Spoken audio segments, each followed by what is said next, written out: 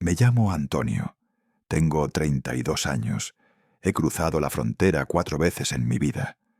Pero la cuarta vez fue diferente. Fue la última. Y después de lo que pasó, juré nunca volver a intentarlo. Hoy les voy a contar 4 historias. 4 experiencias reales de gente que conozco. Gente común, trabajadores, soñadores. Gente como tú y como yo. La primera me la contó un compa que trabajaba limpiando moteles en la frontera. La segunda, un tipo que conocí en Nogales. La tercera me la contó mi tío. Y la cuarta, esa me pasó a mí. Si alguna vez has pensado en cruzar, o conoces a alguien que lo esté considerando, escucha bien, porque hay cosas que los coyotes nunca te van a contar. Empecemos. Historia 1. El motel de Mexicali. Gerardo trabajó limpiando habitaciones en un motel de Mexicali durante 8 meses. El lugar estaba sobre el Boulevard Lázaro Cárdenas, cerca de la Garita. Un motel viejo, de esos con las puertas que dan directo al estacionamiento. 20 habitaciones, pintura descascarada, letreros de neón medio rotos. El trabajo era simple: entrar después de que se iban los clientes, cambiar sábanas, limpiar baños, aspirar, sacar basura. Le pagaban 1.200 pesos a la semana. No era mucho, pero era algo. Me contó que al principio todo era normal, aburrido incluso. La mayoría de los clientes eran polleros, coyotes que rentaban cuartos para esconder migrantes antes del cruce. Venían, se quedaban 2 o 3 días, se iban. Gerardo limpiaba, no hacía preguntas. Las primeras semanas fueron tranquilas. El motel siempre tenía olor a cigarro y desinfectante. Las alfombras estaban manchadas de quién sabe qué, pero nada fuera de lo común.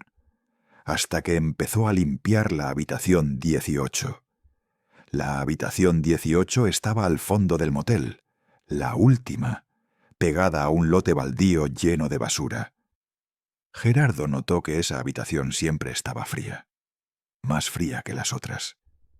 Incluso cuando hacía 40 grados afuera, cuando entraba ahí sentía como si tuviera aire acondicionado a todo lo que daba.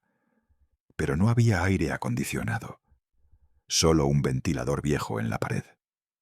La primera vez que limpió esa habitación, encontró sangre en el colchón. No mucha, solo unas manchas. Pensó que tal vez alguien se había cortado, o una mujer en su periodo. Cosas normales. Quitó las sábanas, las mandó a lavar. Puso sábanas nuevas, terminó de limpiar. Salió. Al día siguiente, la habitación estaba rentada otra vez. Diferentes personas. Una familia de Oaxaca. Papá, mamá, 2 niños. Esperando para cruzar. Cuando se fueron, Gerardo entró a limpiar. Otra vez había sangre en el colchón, exactamente en el mismo lugar. Se quedó viendo las manchas, misma forma, mismo tamaño, como si se hubieran regenerado. Le preguntó a la recepcionista: ¿qué pasó en la 18? ¿Alguien se lastimó? La recepcionista, una señora gorda con uñas largas pintadas de rojo, lo miró raro. Nadie reportó nada. ¿Por qué? ¿Hay sangre en el colchón otra vez? Ella suspiró. Otra vez no. ¿Otra vez qué? Nada. Solo cambia las sábanas. No le digas al jefe. Gerardo cambió las sábanas, pero empezó a sentirse incómodo. Esa noche, mientras limpiaba la habitación 16, escuchó ruidos en la 18. Golpes, como si alguien estuviera golpeando la pared desde adentro. Se asomó por la ventana. La habitación estaba vacía, las luces apagadas, pero los golpes seguían. Pum, pum, pum, constantes, rítmicos, como un corazón latiendo.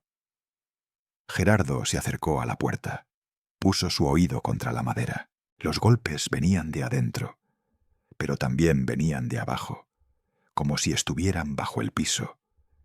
Abrió la puerta despacio, encendió la luz. La habitación estaba vacía, pero hacía un frío horrible.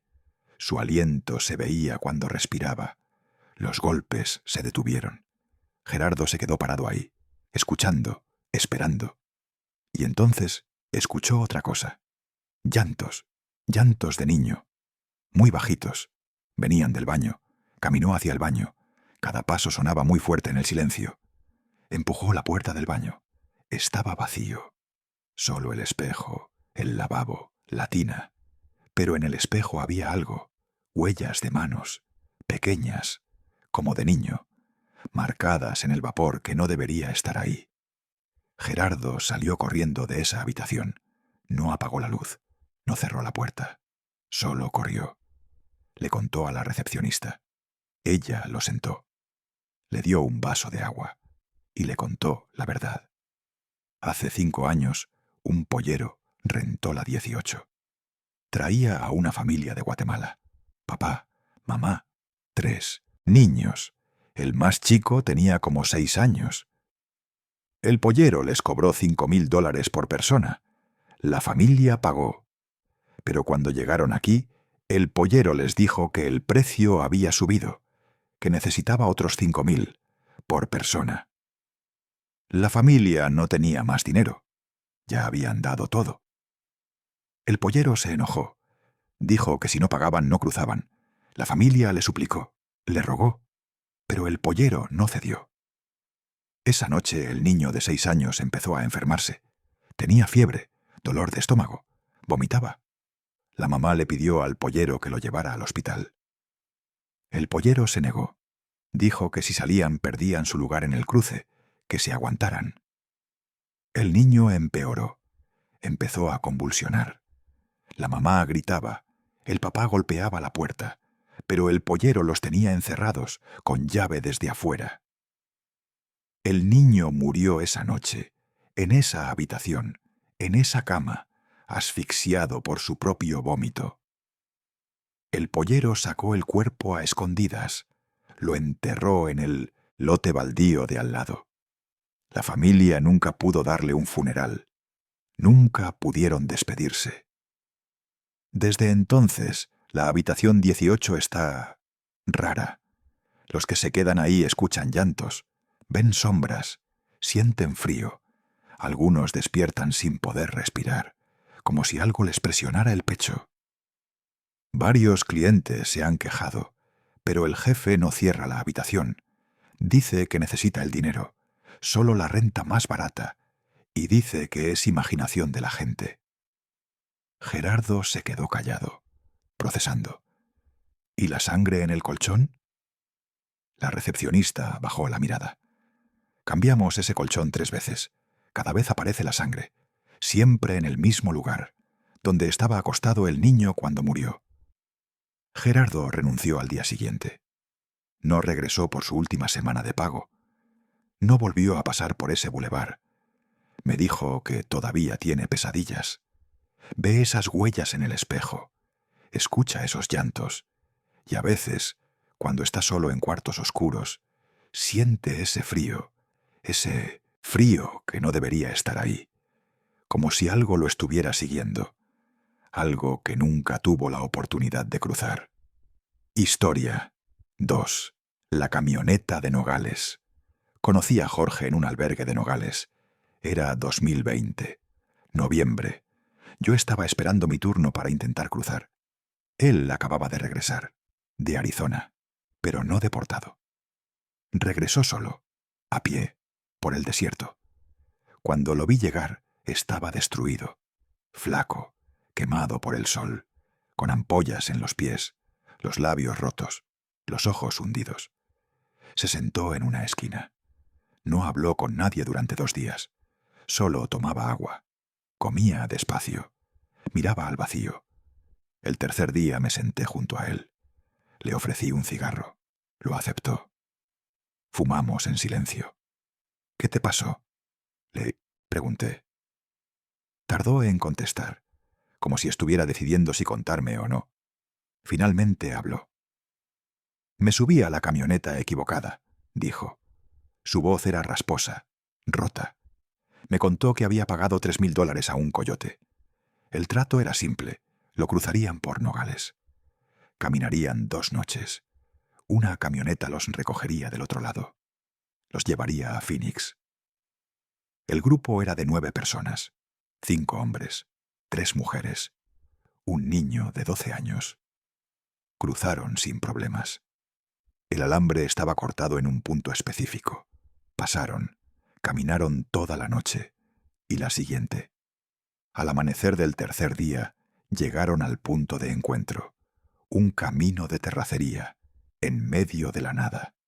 El coyote les dijo que esperaran, que la camioneta llegaría en 1 hora. Se escondieron entre unos arbustos. Esperaron. La camioneta llegó a tiempo. Una Suburban blanca, vidrios polarizados, placas de Arizona. El coyote les hizo señas. «Esa es. Súbanse rápido». Todos corrieron hacia la camioneta. Jorge fue el último en subir. Cuando se cerró la puerta, notó algo raro. El interior de la camioneta olía mal. No a sudor o a mugre, a algo podrido, como carne descompuesta. Había 7 asientos, 2 adelante, 5 atrás. Los 9 se apretaron. El conductor no habló. No los miró, solo arrancó. Manejó rápido, por caminos sin pavimento, levantando polvo. Jorge iba pegado a la ventana, mirando el desierto pasar. Después de como 20 minutos, una de las mujeres habló. «Oigan, ¿este no es el camino a Phoenix?» El conductor no contestó. «¿A dónde nos lleva?», preguntó otro. Silencio. El hombre junto a Jorge intentó abrir su puerta. Estaba trabada, desde afuera. «Oiga, ¿por qué están trabadas las puertas?». El conductor seguía sin hablar. Solo manejaba, cada vez más rápido. Uno de los hombres se inclinó hacia adelante para ver la cara del conductor. Gritó: «No tiene ojos». Todos se voltearon a ver.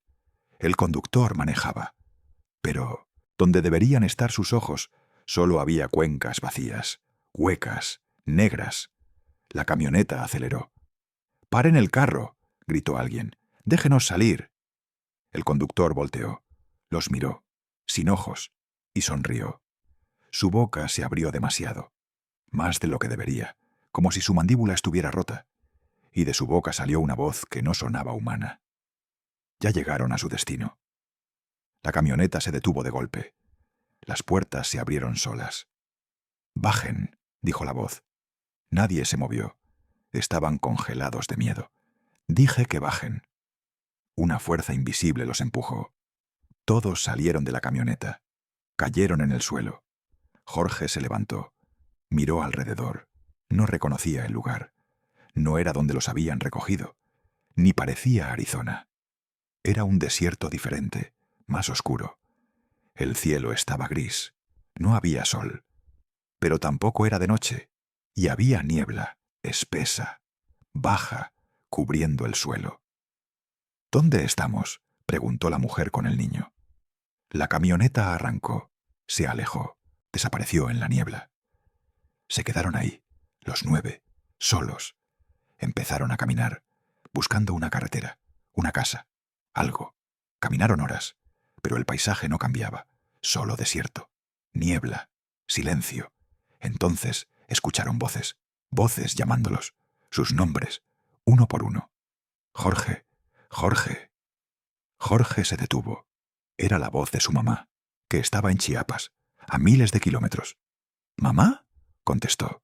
«Ven, mijo, te estoy esperando». Vio una figura en la niebla, adelante, la silueta de una mujer. Empezó a caminar hacia ella. Uno de los hombres lo agarró. «No vayas, no es real». Pero Jorge quería ir, necesitaba ir. El hombre lo sostuvo. «Escúchame, esto no es Arizona, algo está mal». Jorge parpadeó, como saliendo de un sueño. Miró la figura en la niebla. No era su mamá. Era algo alto, delgado, con brazos demasiado largos, sin cara, y había más, docenas, rodeándolos, en la niebla. «Corran», susurró alguien. Corrieron, sin dirección, solo corrieron. Las cosas en la niebla lo seguían. Podían escuchar sus pasos, rápidos, cada vez más cerca. El niño de 12 tropezó. Cayó. Su mamá se detuvo. Corrió a recogerlo. Una de las cosas la alcanzó. Jorge vio cómo la agarraba, con esos brazos largos. La levantó y la arrastró hacia la niebla. Ella gritó. El niño gritó. Pero no podían hacer nada. Desapareció. Los demás siguieron corriendo, sin mirar atrás. Uno por uno, las cosas los fueron agarrando. Primero a un hombre, luego a una mujer, luego a otro. Jorge corría sin parar. Su corazón latía tan fuerte que pensó que explotaría. Entonces vio algo adelante, una luz, débil, pero real. Corrió hacia ella. La luz se hizo más fuerte, más cerca, y de pronto estaba de regreso, en el desierto real, con sol, sin niebla. Se dio vuelta. No había nadie más, solo él. Los otros 8 habían desaparecido. Caminó durante 2 días, sin agua, sin comida, hasta que encontró una carretera. Vio a la patrulla fronteriza. En lugar de esconderse, caminó hacia ellos. Levantó las manos. Pero cuando lo pararon, les dijo que quería regresar a México, que no quería quedarse. Los oficiales se sorprendieron. La mayoría de la gente suplica por quedarse. Lo dejaron regresar. Jorge cruzó de vuelta por la garita.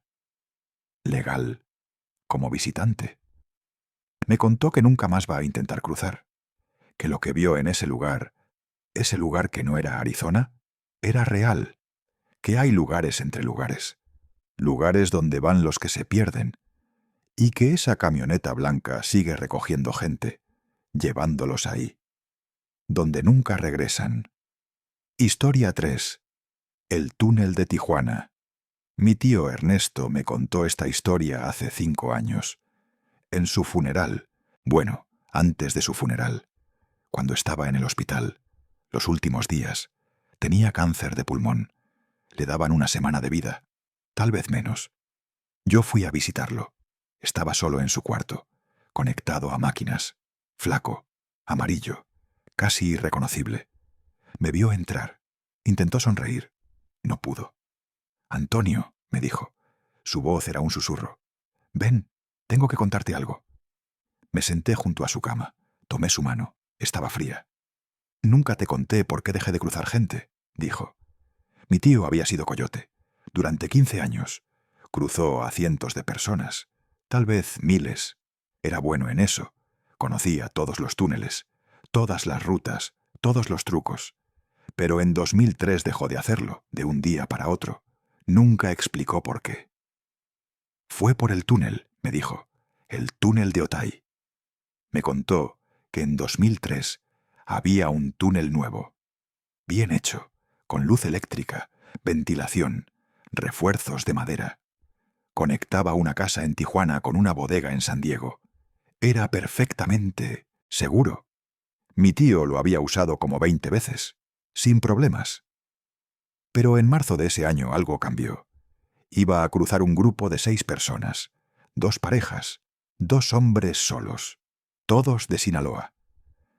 Entraron al túnel a las 11 de la noche. Mi tío iba adelante con una linterna, los otros atrás. El túnel medía como 800 metros. Tomaba unos 20 minutos cruzarlo caminando despacio. Mi tío conocía cada centímetro, cada curva, cada viga. Pero esa noche algo estaba diferente. El aire se sentía pesado, espeso, como si estuviera lleno de humedad.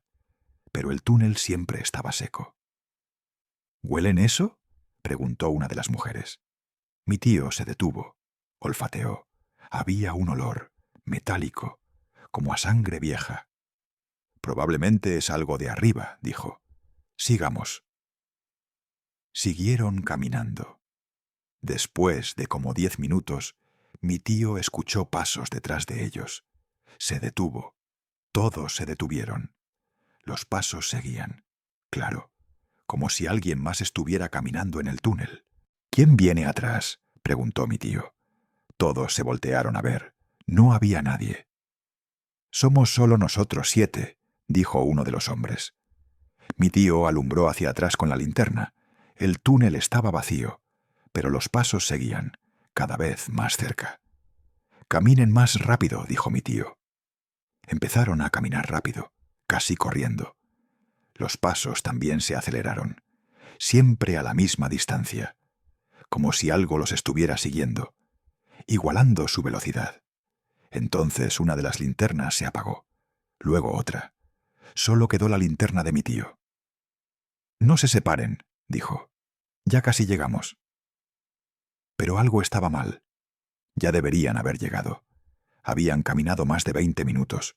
El túnel seguía, y seguía, y seguía, como si se hubiera alargado, como si no tuviera fin. «Esto no está bien», susurró uno de los hombres. «Ya deberíamos haber salido». Mi tío también lo sabía, pero no dijo nada. Siguieron caminando. 30 minutos, 40, 1 hora. El túnel no terminaba, y los pasos detrás de ellos se multiplicaron. Ahora eran muchos, decenas, como si un ejército caminara detrás de ellos. Una de las mujeres empezó a llorar. «Quiero salir, por favor, quiero salir». «Ya casi», mintió mi tío. Entonces la linterna empezó a parpadear. En los parpadeos mi tío vio algo. Adelante, en la oscuridad, una figura, parada, bloqueando el camino. La linterna parpadeó otra vez. La figura estaba más cerca. Otra vez, más cerca. Mi tío se detuvo. «No se muevan». La linterna parpadeó. La figura estaba a 2 metros. Era alta, muy alta. Tocaba el techo del túnel. Pero el túnel medía 2 metros de alto. No tenía forma definida. Era como una sombra sólida, densa, negra. Pero tenía ojos, 2 puntos de luz blanca, brillantes, fijos en mi tío. La linterna parpadeó. La figura estaba a 1 metro. Alguien gritó. Todos empezaron a correr hacia atrás, hacia donde habían venido. Mi tío también corrió. Corrieron sin parar, sin mirar atrás, con la última linterna parpadeando. Y de pronto vieron la entrada de Tijuana, de donde habían entrado. Salieron. Los 7 cayeron al piso, respirando, llorando. «¿Qué fue eso?», preguntó alguien. Mi tío no contestó, porque no sabía. Revisó su reloj. Habían estado en el túnel 2 horas y media. Imposible. El túnel solo medía 800 metros. Le devolvió el dinero al grupo. Les dijo que no podía cruzarlos, que buscaran otro coyote. Al día siguiente, mi tío habló con los dueños del túnel, los narcos que lo habían construido. Les contó lo que pasó. Esperaba que se rieran, que le dijeran que estaba loco. Pero no se rieron. Uno de ellos lo miró serio. «¿Viste la sombra?». «Sí». «Entonces tienes suerte. Otros no salen». Le contaron que 3 personas habían desaparecido en ese túnel. Entraron, nunca salieron, sin rastro. «Construimos sobre algo», dijo el narco. «No sabemos qué, pero hay algo ahí, y no quiere que pasemos». «¿Por qué no lo cierran?». «Porque nos cuesta dinero, y la mayoría de las veces no pasa nada. Solo a veces algo despierta». Mi tío nunca volvió a usar ese túnel, nunca volvió a cruzar gente. En el hospital me miró con los ojos llorosos.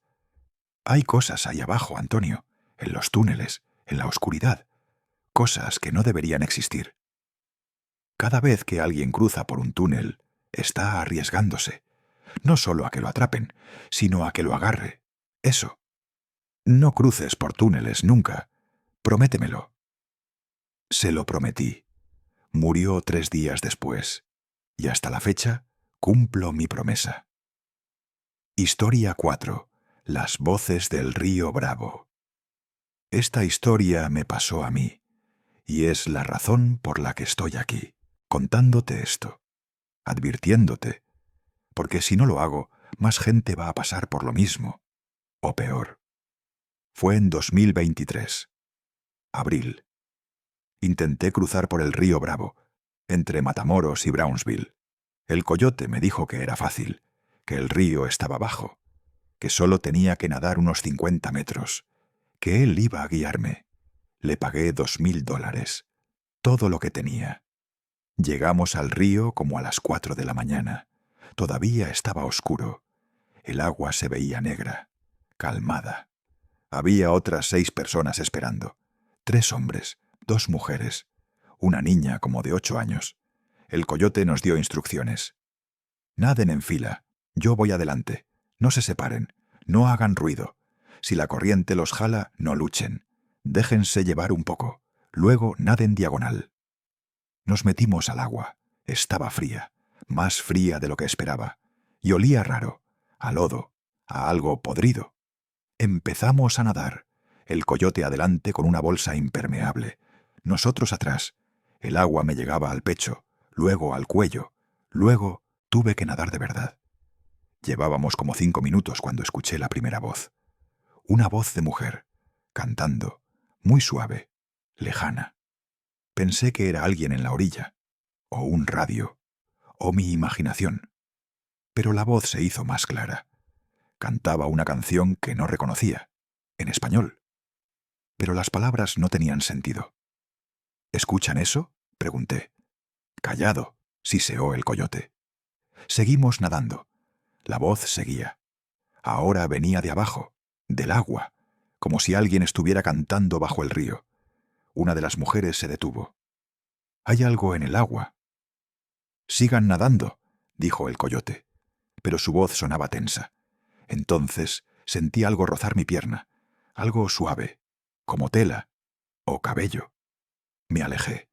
Nadé más rápido, pero lo sentí otra vez, en mi tobillo, enroscándose.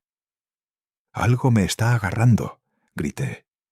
Intenté patear, pero lo que fuera que me tenía no soltaba.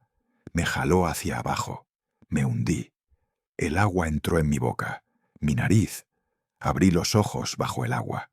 Había algo ahí, una mujer, flotando, con cabello largo, vestido blanco. Pero no estaba ahogándose, estaba tranquila, sonriendo. Me miró y abrió la boca. De su boca salió esa canción, pero también salió agua, litros de agua, como si su interior fuera el mismo río. Me jaló más profundo. Traté de luchar, de patalear, pero era fuerte, demasiado fuerte. Mis pulmones empezaron a arder. Necesitaba aire, necesitaba... Algo me agarró del brazo, me jaló hacia arriba. Era el coyote. Me sacó, me mantuvo arriba. «¡Respira!», me gritó. Tosí, escupí agua, respiré, miré hacia abajo, a través del agua. La mujer seguía ahí, mirándome, pero ahora había más, docenas, flotando bajo el río, todas con vestidos blancos, todas con cabello largo, todas cantando. «No las miren», dijo el coyote. «Naden, rápido». Nadamos, todos, rápido como pudimos, pero las cosas bajo el agua nos seguían. Podía sentirlas, rozando nuestras piernas, nuestros brazos. Una de las mujeres gritó. Se hundió. El coyote se lanzó a buscarla. Desapareció bajo el agua. Esperamos. 5 segundos. 10. 20.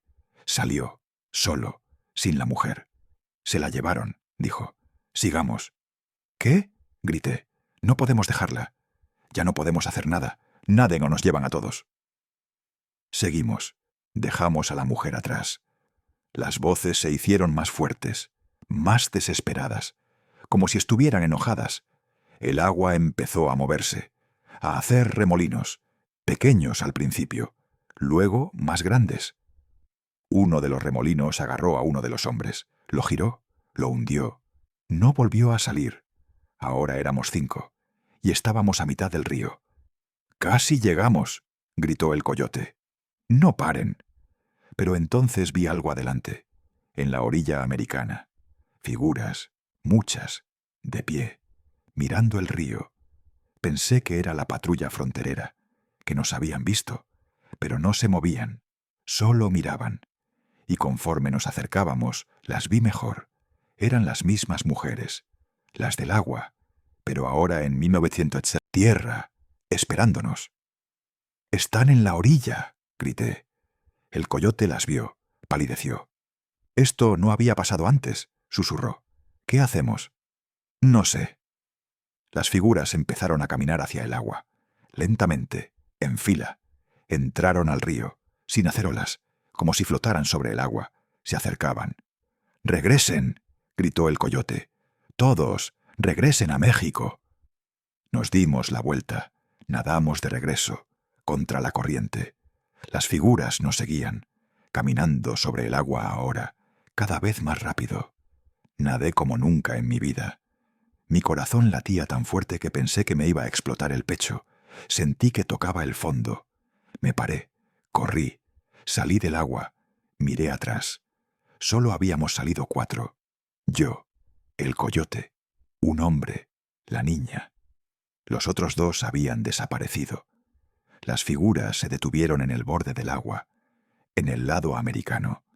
No cruzaron a México, solo se quedaron ahí, paradas, mirando, esperando. El coyote nos llevó de regreso a Matamoros. No dijo nada en todo el camino. Cuando llegamos me devolvió mi dinero.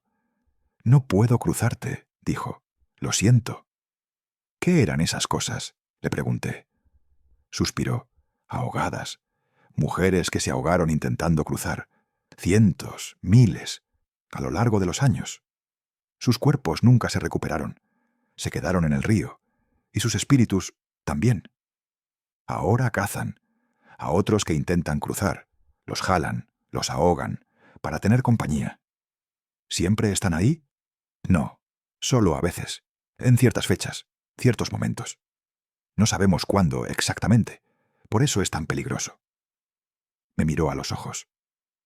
«No lo intentes otra vez. Ni por aquí ni por ningún otro río. Todos tienen sus muertos. Todos tienen sus ahogados. Y todos están esperando». Eso fue hace 1 año. No he vuelto a intentar cruzar. A veces tengo pesadillas. Veo esas figuras en el agua. Escucho esas canciones. Y cuando estoy cerca de ríos, cualquier río, escucho voces, llamándome, invitándome a nadar, prometiéndome que esta vez sí voy a llegar. Pero yo sé la verdad. Nadie llega cuando las ahogadas te llaman.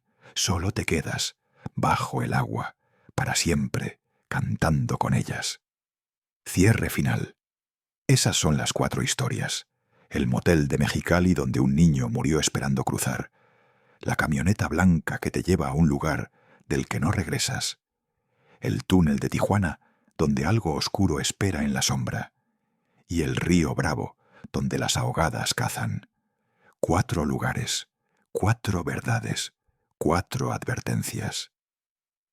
Si estás pensando en cruzar, piensa también en esto. No solo arriesgas tu vida por el calor, la deshidratación, la patrulla o los criminales. También arriesgas encontrarte con algo peor, algo que no aparece en las noticias, algo que los coyotes saben pero callan, porque cada año miles de personas desaparecen en la frontera. Simplemente desaparecen, sin cuerpos, sin rastro, sin explicación. Las autoridades dicen que es el desierto, que es el río, que es el calor. Pero los que cruzamos sabemos diferente. Los que hemos visto, los que hemos escuchado, los que hemos sentido. Sabemos que hay algo más. Gerardo todavía escucha al niño llorar. Jorge nunca va a olvidar ese desierto gris. Mi tío murió con miedo de la oscuridad. Y yo nunca voy a volver a nadar en un río, porque algunos sueños cuestan demasiado, y algunas fronteras no se pueden cruzar sin dejar algo atrás, o sin que algo se venga contigo. Piénsalo bien, porque tal vez tu vida vale más que el riesgo, y tal vez hay otras formas de buscar un futuro, formas que no implican caminar donde los muertos esperan. Esa es mi advertencia, mi testimonio. Haz con esto lo que quieras, pero no digas que nadie te lo dijo, porque ahora ya sabes, y saber a veces es lo que te salva la vida.